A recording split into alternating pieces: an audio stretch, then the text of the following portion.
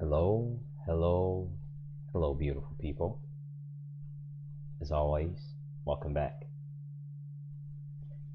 This odd depiction that you're looking at is what the internet is depicted as. The internet is just a network of different systems communicating at once. No difference than the synapses in the brain. Not synapses with an I, but the one with an E, dealing with neurons. And a lot of people that use the same internet don't know much about it. In the world of wireless connection, a lot of people don't know that within the realm of computer science and networking, the internet itself is actually based off of submarine cables, physical actual submarine fiber optic cables. Submarine, not as in the ship that you see that goes underwater and bears its pressure, but submarine as in underwater.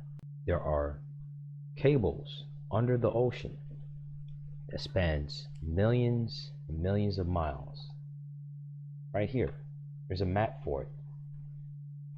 Without these cables, the current manner in which humans use this thing called the internet, that allows humans to tap into an electromagnetic field in the air in the different wavelengths, to be able to then attach it to other devices as a homing device, whether it's a phone, a TV, a laptop, whatever technological device. These fiber optic cables under the sea are required for internet to work as we know it. Many people who use the internet do not even know this origin of this thing called the internet that they use, let alone how internet service providers buy some of the interests of these things and then sell it to people through internet services that people pay for monthly. Just as much as people are ignorant of this basic thing that they engage in every day, same applies with their rights that they say they have. Same apply with this thing that's essential to their everyday activity, because your substantive right that is affirmed within these bills of rights on a federal level or on a state level. Whatever state you're at, these are mere extensions of the essence of what you are. In other words, you use these things every day. Everything that's listed within these Bill of Rights on a state or federal level, you use it every day. It's part of who you are. The only point where you have to now actively put it to use beyond the natural ebbs and flow of what you are is when someone attempts to trample upon it, or when someone has already deprived you of it. But just as much as people are ignorant of what the internet really is about, or the protocol involved in it, so are people ignorant of the foundational protocol of what these things call rights, which are just an extension, an outward expression of your essence. People are ignorant of what they are. These things called rights that are on a state and federal constitution are just summary. They are a summarized version. When you read this that says no person shall be compelled in any criminal case to give evidence against himself or be twice put in jeopardy for the same offense, and on a federal level talks about it in the third clause of the Fifth Amendment, where it says no person shall be compelled in any criminal case to be a witness against himself, nor be deprived of life, liberty, or property without due process of law. These are mere summary. They're just summarized aspect of intricate details. Those intricate details are the things that people are told for whatever reason, wherever the origin comes from, wherever the presumption comes from. The intricate explanation and details of these substantive rights, these extension of your essence that you carry around and put to use intrinsically every day.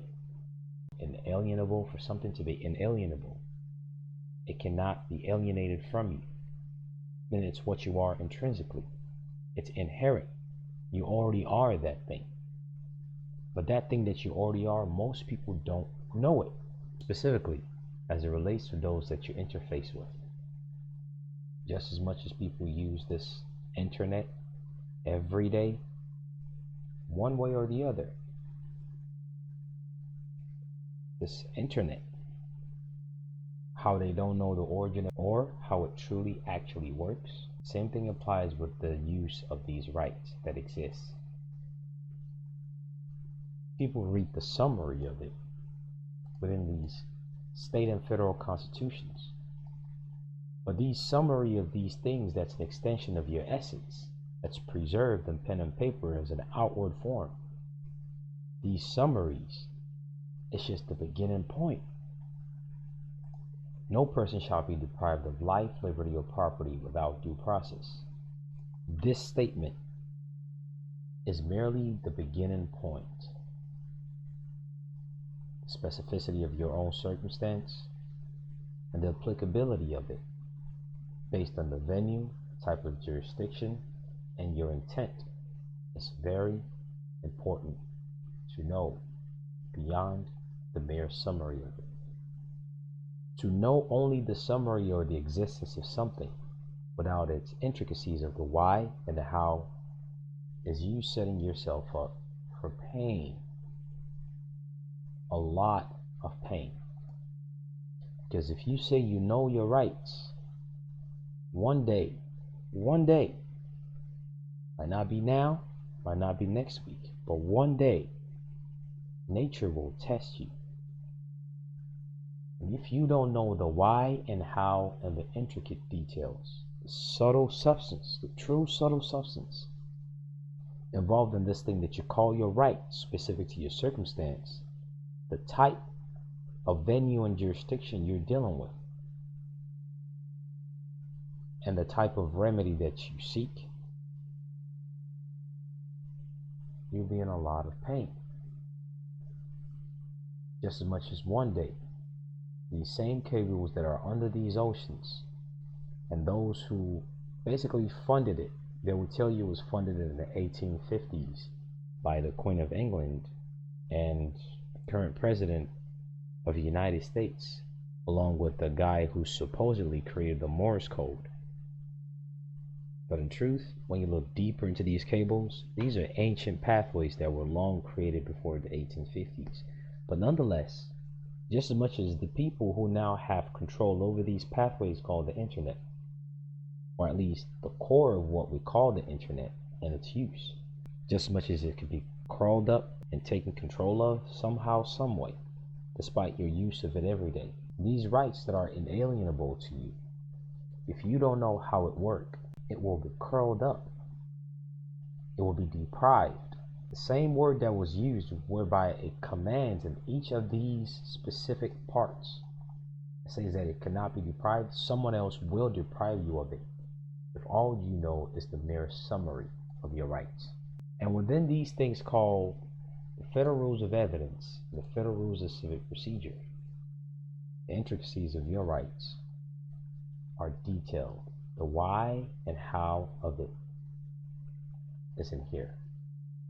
And just as much as these internet system is nothing new, it is way beyond and way before ancient times. The substantive right and the foundational, quote, rules that someone along the line have told you to stay away from. These, quote, rules are not new. This, quote, their rules that someone somehow, for whatever reason, have told you to stay away from. These are foundational ancient principles that were put to use by your progenitors. Just because it is now compiled in a different form does not mean the substance behind it and the purpose of it has been lost.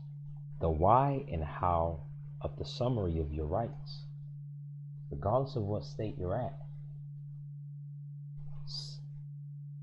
sits within these rules that you have been told to run away from.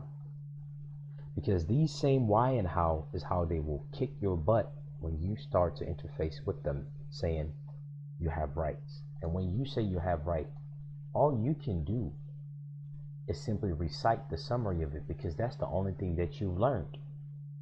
because someone has told you to run away from the why and how and the intricacies of it, because you've been told it's their rules. So now, since they know that you run away from the intricacies of the why and how, which are the rules themselves, beyond the summary. The summary is good because the summary is the starting point that lets you know the basic principles, but the why and how of those basic principles as to how it can be enforced is in these rules that you're told to run away from. So now they know you run away from it. Why then would they not put things that are unconstitutional inside these rules themselves? Because it is your right to know what is going on around. And whenever an unconstitutional rule, statutes, codes, whatever it is, are created, it is your power as one of the people, based on the right of redress and grievance, based on the right of petition, to come forth and say, no, that is unconstitutional, change it. But the majority of the people that claim that they have rights don't even know how laws are even created. They don't know the 16 basic steps to how laws are passed on a congressional level, let alone how this thing called the right to petition can be used as a form of implementation, to be part of that law creating process as one of the people. How would you ever be able to change society around you and the condition that you were born into if all you know is the mere summary of what you say or claim or think your right is? This is a wake-up call. There's more to reality beyond what you think it is, beyond complaining and pointing fingers and spending day after day playing the victim, enjoying the short gratification of pointing at someone saying they're the bad guys, making fun of them, laughing, and then at the end of the day, what changes functionally? Nothing. Know your rights, but these right here are just a what of said rights. These bills of rights, or the Declaration of Right on a state level, tells you the what. The what is that all men are by nature free and independent and have certain inherent and inalienable rights. Among these are life, liberty, and pursuit of happiness, security rights, and the protection of property. Governments are instituted among men, deriving their just powers from the consent of the governed. How? How is the power of the government created and instituted among men? How do they derive their power from the consent of the governed?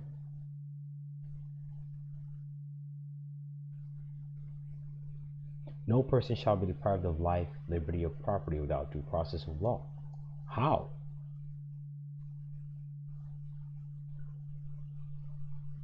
People who say they have rights and utter and recite these what, which is good, which you ought to know and you ought to use every time.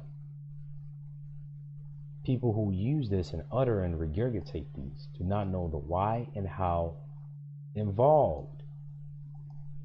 One clause or one sentence can have so much intricacies based on the totality of circumstance and all the possibilities specific to you that will be different from someone else. And in some cases, it can be similar.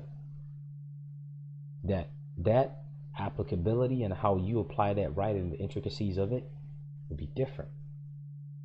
The way that leads you to how and why of these summarized rights are these rules that people run away from. And if there's something wrong with it and you're still running away from it, then that says something about you as one of the people. That says the fact that you're afraid. That says the fact that you don't know what's going on. Because if something is in here that's not right, you ought to be speaking up about it. You ought to correct it, because truly, you do have the power. Because governments are instituted amongst men, deriving their just power from the consent of the governed. So if this is, quote, their rule, and they're, quote, the government, why aren't you speaking up about unconstitutional rules, laws, statutes, and codes? But if you've presumed automatically that this is not something substantive relating to your rights in the first place, then all you can ever do is just run away from it.